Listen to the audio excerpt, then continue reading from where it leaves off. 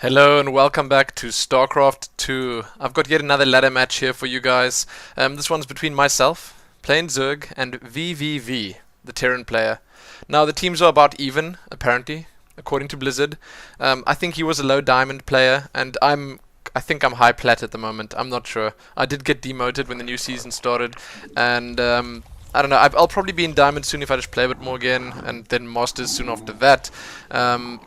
But I just don't find the time to play. So I wanted to try some stuff that I sort of practiced a bit. Well, not practiced a bit, but mentally practiced a bit. Thought about doing. Because I saw it so often over this weekend. I just had Polar Fluke this weekend. People seem to do it a lot. The better Zerg players, the more famous ones, let's say the international big names that played in the competition. And I'll just talk you through what I'm doing, obviously, as I usually do. You're gonna, once again, you've seen this from my point of view, it's not a replay, so you can see exactly what I'm doing.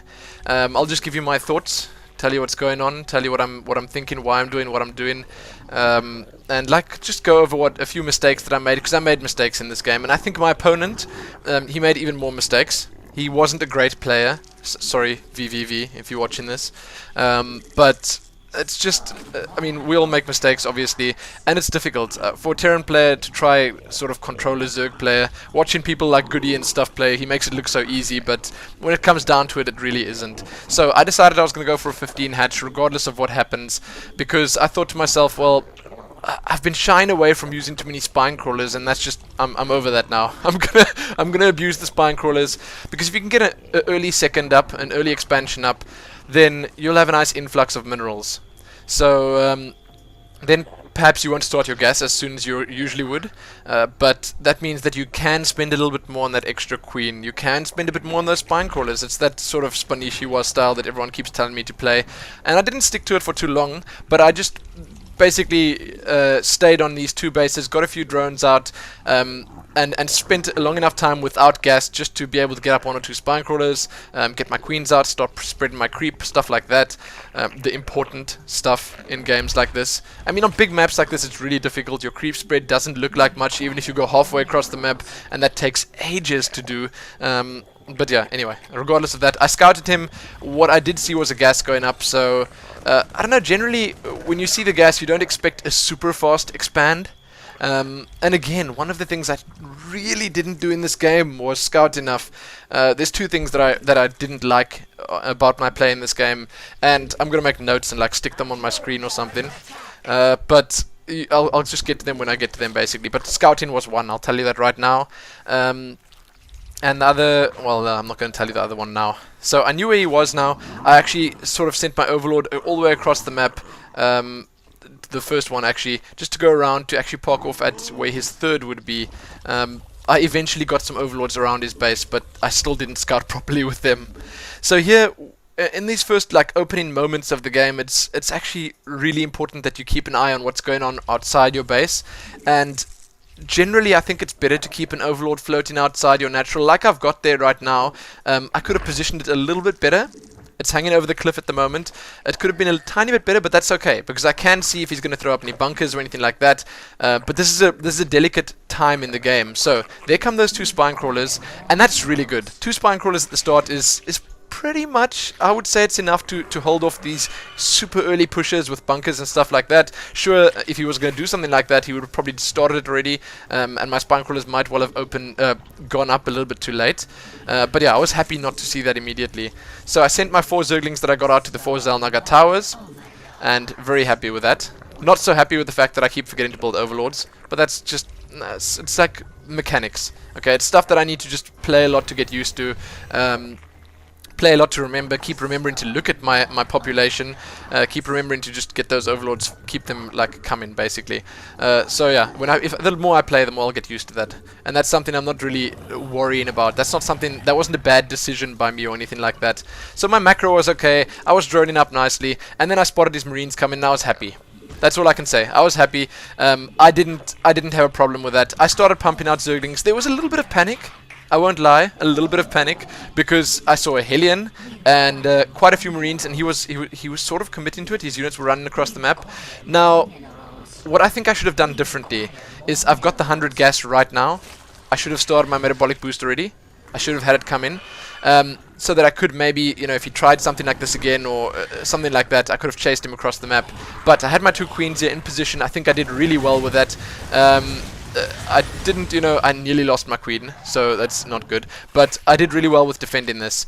I think I might have overreacted a little bit by building so many Zerglings, but I mean, they were useful throughout the game, so it doesn't really phase me. It's not a big deal. I had a nice amount of income.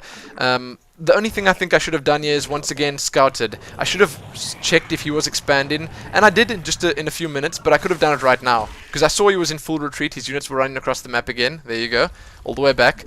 And I'm afraid of those Hillians, I gotta tell you. But at least these spine crawlers do sort them out, so that's good. So now I was gonna go for the lair tech. Lair tech, yes, because that was sort of the phase 1 of my plan, which I'll sort of cover in detail when I get to it. But phase 1 of the plan is just to get lair tech out and start getting gas. So I'm getting all my geysers up and getting lair tech down, as you can see, and then just checking on my drones the whole time. The drone count, I want at least 16 on the minerals, 3 on each gas geyser, whatever you want to call it. But I want its solid income. Now, one thing I really should have done a bit differently is perhaps taken my 3rd a lot quicker, and that sort of ties in with the other mistake I made. I told you my one mistake was lack of scouting, but the other mistake, I'll just tell you that right now, was I was actually quite often floating a lot of minerals that I really could have used on putting up more bases. This is an absolutely huge map. If you didn't notice, this is Tal'Darim Altar, and the map is just gigantic. There are so many places to expand to. I can even sneakily expand somewhere at the top left or bottom right. And I don't know, at my level of play, players just, they don't scout that much, as you can see with myself. But I think I would have gotten away with it. But that's the one thing that I wasn't doing properly. I wasn't expanding. I had the minerals right now, but I gotta tell you, I was busy floating a lot of minerals and gas right now, trying to build it up to try and at least get enough for a bunch of Mutalisks. So that's phase 1 of the plan. Get some Mutalisks out. I hadn't started the spire yet. I was going to do that shortly. But I want to get Mutalisks out, and I want to get at least a big chunk of them out. You can see the spire just went down there. I do know my hotkeys, at least some of them. But I want to get a good amount of Mutalisks out immediately. So I want to sort of surprise my opponent. And the sad thing is that in this game specifically, it wasn't that big a surprise, but it had the effect that I wanted. So I was sort of happy with it. Not a problem at all. It worked out well. I was happy with my creep spread. I had an extra queen out there doing the dirty work. And the one thing that I said before was, as well, just that I didn't get that 3rd up as quick as I should have, because I know the Terran is on his 2nd. He's got his expansion up right now. And 2 base versus 2 base, you shouldn't do that against Terran, but I did it anyway. Oh man, I can't believe I did it. And I did okay. I did okay by doing that. I was lucky. You saw that I threw down my Roach Warren, my Baneling Nest there as well. That's just precautionary. I'm going to use them later, but it's good to have them down, and I had a moment, so I thought to myself, you know, why not? As you can see, I'm getting nice and high with my minerals and gas, and that's not bad. If it's intentional, it's not bad. I was actually intending on doing that. I wanted to get enough out so I can just pop a bunch of Mutalisks out at the same time. I was getting a lot of Overlords out. You can see I'm on 69 out of 116 at the moment, so I'm preparing for it. There you go, Mutalisks incoming. A good amount. I don't even know how much that is. That's 8, 9, 10, 11, 12. That's 15 Mutalisks in one go. And let me tell you now, that's the end of my Mutalisk production. That's all I wanted them for. Now, what I was going to do is, and I was so happy about that. Hello! Hello, Medivac. You're not going anywhere. Like that Medivac, I was so glad that I managed to spot that there on my minimap, because my Mutalisk just came out, and it was such good timing, okay? It wasn't intentional, the timing, but that meant that I could deny. I was pretty sure that was full of units, okay? I was pretty sure. And I could just kill the drop, waste a lot of minerals for him, and sort of just be happy about it. Now he moved out there, and I wasn't sure what he was doing. He took that Zalnaga, so there was a bit of a blind spot for me, but I was preparing. I was getting those Banelings out. I had a bunch of Mutalisks out, so I was okay, and I was just looking for that drop. And then luckily, I did spot it on my minimap, going by my Mutalisks, and half of them were attacking it, and there you go. I actually got it down before it did any damage whatsoever. It didn't drop anything. Sure, it might have actually been empty, but I very much doubt that. I didn't watch the replay to check it out, but I'm pretty sure he had something in there. Probably Blue Flame Hillians or something along those lines. But creep spread is looking good. I still don't know where his army is.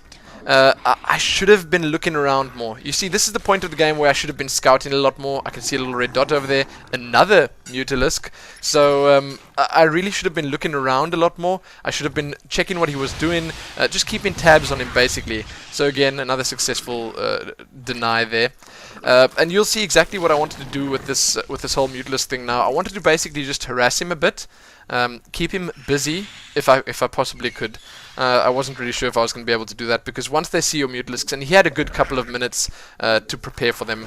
So here I sort of decided to spend some minerals. I got 2 expansions out, but I got here just in time to see his third going up, and I thought to myself, well, if it's not up yet, then there's only 1 or 2 missile turrets. I should probably just go for it, because this is going to annoy him, if anything, and it's going to make him overreact. And that was what I was going for. So my whole strat in this game was just to get Mutalisks out a certain amount. The number didn't really matter. Enough to make him react like, I don't know, overreact basically. I can't say react, but enough to make him react, yes. And he did. And that's what I wanted. So what I was going to do from here was get upgrades for my roaches, get a lot of roaches out, and use that behind the Mutalisk. So basically force him to overcompensate for my air, because he would have expected me to get a lot more than that. People generally just, they see things and they overreact. Like I'm doing right now. I see Blue Flame Hellions and I just throw all my Zerglings and Banelings at them. I think I took a few more losses than I should have here, but whatever, because it didn't look like he was really paying attention to them. But I just wanted to get them out of my life, so I did. So basically, I could have been a bit more annoying with the Mutalisks. I could have harassed a bit more, definitely. I could have expanded earlier, yes. I could have expanded more because I've got 1,500 minerals at the moment. I could have got a few more overlords out now because I have the minerals to spend that on. Just there's a few things that I really could have improved on. But what I was doing right was I was at least trying to do some harass. I was getting my upgrades out. You can see Roach Speed is on the way. I'm getting double Evo Chamber out now for those Roach upgrades, as I mentioned. And then, you know, what I was going to do was just as quickly as I possible remax out, and I wasn't maxed yet, yes, I know, but that's just what I'm going to call it, remax my supply with roaches, and I was going to get a lot of them out now. You can see my minerals and gas, you can see how fast it's about to drop.